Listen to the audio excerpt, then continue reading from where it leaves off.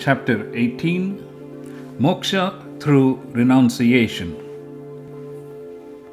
Arjuna said, I wish to know the nature of sannyasa and tyaga, and the difference between the pleasure that appears as poison in the beginning but is like nectar in the end, comes by the grace of self-knowledge and is in the mode of goodness. Find tyaga or sacrifice as the sacrifice of and the freedom from a selfish attachment to the fruits of all work. Some philosophers say that all work is full of faults and should be given up, while others say that acts of sacrifice, charity, and austerity should not be abandoned. O Arjuna, listen to my conclusion about sacrifice. Sacrifice is said to be of three types. Acts of service, charity, and austerity should not be abandoned, but should be performed because service, charity, and austerity are the purifiers of the wise. Even those obligatory works should be performed without attachment to the fruits. This is my definite supreme advice, O Arjuna. Giving up one's duty is not proper. The abandonment of obligatory work is due to delusion and is declared to be the mode of ignorance. One who abandons duty merely because it is difficult or because of a fear of bodily affliction does not get the benefits of sacrifice by performing such a sacrifice in the mode of passion. Obligatory work performed as duty, renouncing selfish attachment to the fruit, is alone to be regarded as a sacrifice in the mode of goodness, O Arjuna. One who neither hates a disagreeable work nor is attached to an agreeable work is considered a renunciant or tyagi, imbued with the mode of goodness, intelligence, and free from all doubts about the Supreme Being. Human beings cannot completely abstain from work. Therefore, one who completely renounces selfish attachment to the fruits of all work is considered a renunciant. The threefold fruit of works, desirable, undesirable, and mixed, accrues after death to the one who is not a renunciant. Learn from me, O Arjuna, the five causes as described in the Sankhya doctrine for the accomplishment of all actions. They are the physical body, the seat of karma, the modes or gunas of material nature, the doer, the 11 organs of perception and action, the instruments of various pranas or life forces, and fifth, the presiding deities of 11 organs. There are five causes of whatever action, whether right or wrong, one performs by thought, word, deed. Therefore, the ignorant who consider one's body or the soul as the sole agent do not understand due to imperfect knowledge. One who is free from the notion of doership and whose intellect is not polluted by the desire to reap the fruit, even after slaying these people, neither slays nor is bound by the act of killing. The subject, the object, and the knowledge of the object are the threefold driving force or impetus to an action. The 11 organs, the act, and the agent or modes or the gunas of material nature are the three components of action. Jnana or self-knowledge, karma or action, and karta or agent are said to be of three types according to the Guna theory of Sankhya doctrine. Here duly about these three also. The knowledge by which one sees a single immutable reality in all beings as undivided in the divided, such knowledge is in the mode of goodness. The knowledge by which one sees different realities of various types among all beings as separate from one another, such knowledge is in the mode of passion. The irrational, baseless, and worthless knowledge by which one clings to one single effect, such as the body, as if it were everything, such knowledge is in the mode of darkness or ignorance.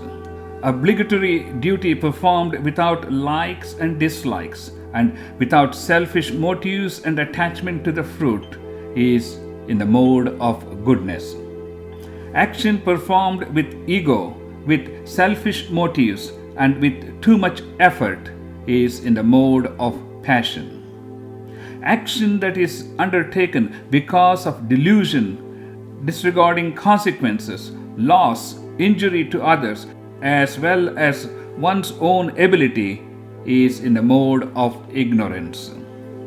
The agent who is free from attachment, non-egotistic, endowed with the resolve and enthusiasm, and unperturbed in success or failure is called good. The agent who is imprisoned, who desires the fruits of work, who is greedy, violent, impure, affected by joy and sorrow is called passionate.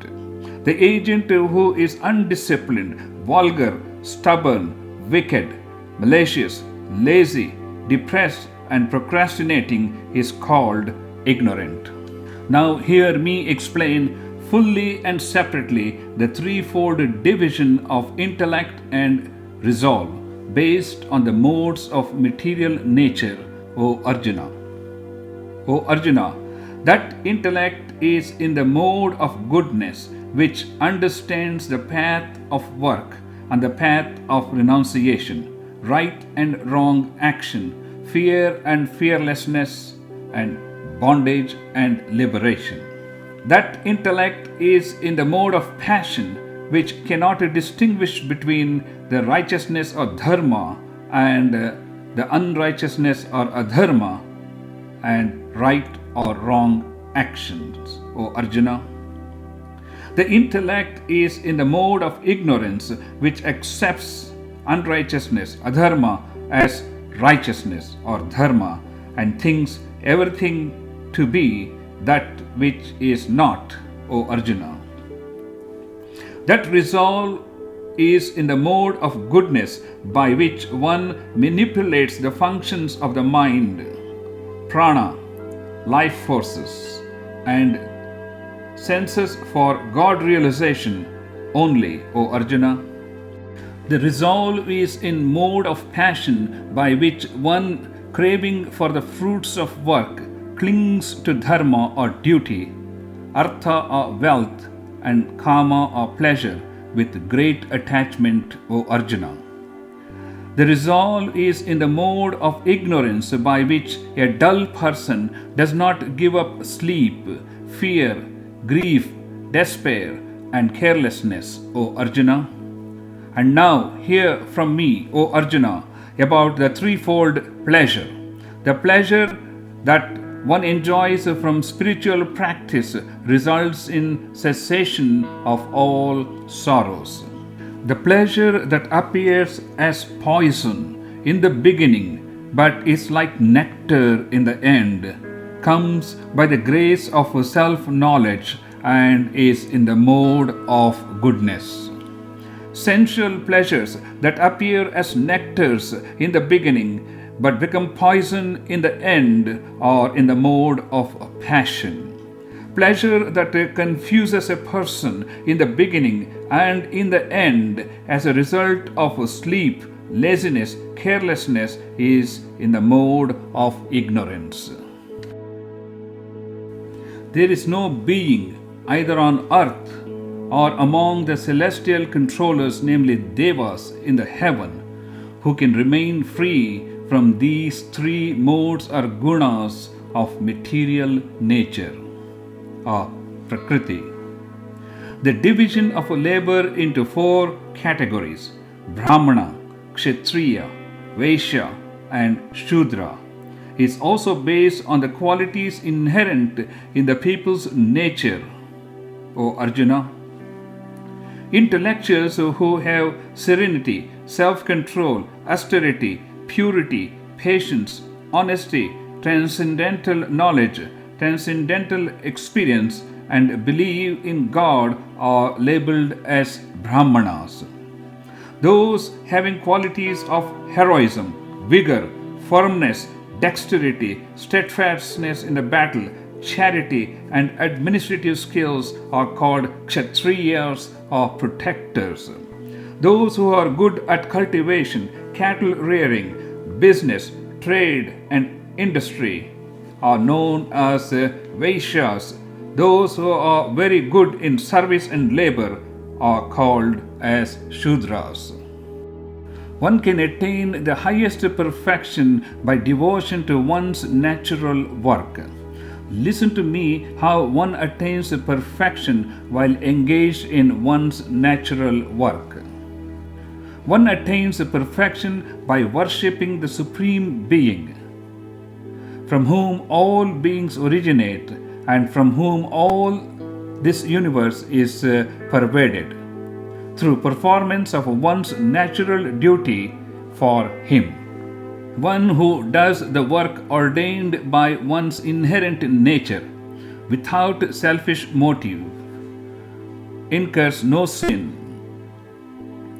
One's natural work, even though definitive, should not be abandoned because all undertakings are enveloped by the defects as fire is covered by smoke, O Arjuna. The person whose mind is always free from selfish attachment, who has subdued the mind and the senses, and who is free from desires, attains the supreme perfection of freedom from the bondage of karma by renouncing selfish attachment to the fruits of work. Learn from me briefly, O Arjuna, how one who has attained such a perfection, or the freedom from bondage of karma, attains the supreme person, the goal of transcendental knowledge. Endowed with the purified intellect, subduing the mind with firm resolve, turning away from the sound and other objects of the senses, giving up likes and dislikes, living in solitude, eating lightly, controlling the mind, speech, and organs of action, even absorbed in yoga of meditation, taking refuge in detachment, and relinquishing egotism, violence, pride, lust, anger, and proprietorship, one becomes peaceful, free from the notions of I and my, and fit for attaining oneness with the Supreme Being, namely Parabrahma. Absorbed in the Supreme Being, namely Parabrahma, the Serene One neither grieves nor desires. Becoming impartial to all beings, one obtains my Parabhakti, the highest devotional love. By devotion, one truly understands what and who I am in essence. Having known me in essence, one immediately merges with me. A karma yogi devotee attains moksha, the eternal immutable abode, by my grace. Even while doing all duties, just by taking refuge in me, by surrendering all actions to me with loving devotion. Sincerely offer all actions to me. Set me as your supreme goal and completely depend on me. Always fix your mind on me and resort to karma yoga.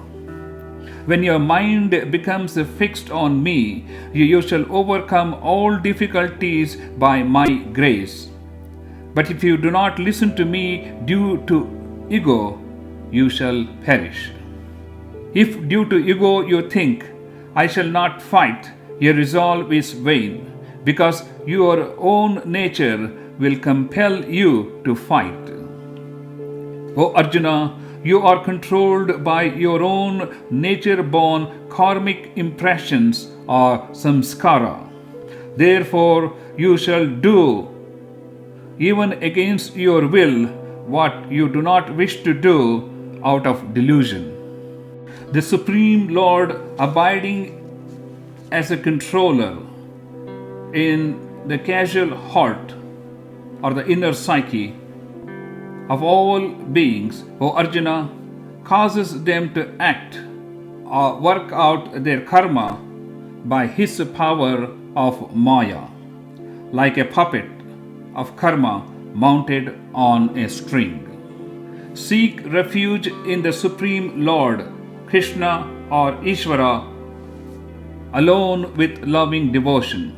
O Arjuna, by his grace you shall attain supreme peace and eternal abode, namely Paramadhama. Thus, I have explained the knowledge that is more sacred than the sacred. After fully reflecting on this, do as you wish. Hear once again my most sacred supreme word.